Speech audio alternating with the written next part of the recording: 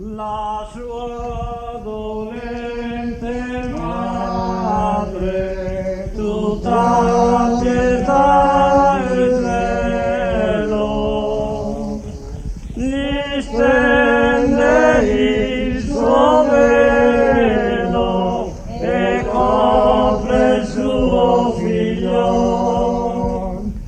Gli stende il suo velo e copre il suo figlio.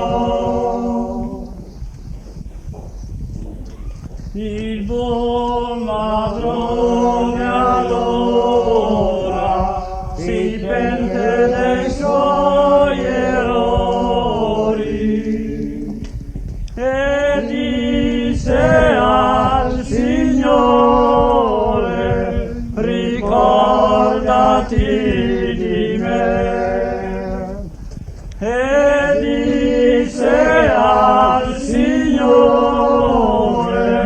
ricordati di me. Gesù rispose allora: stai sempre col sorriso, coi santi nel paradiso, Dio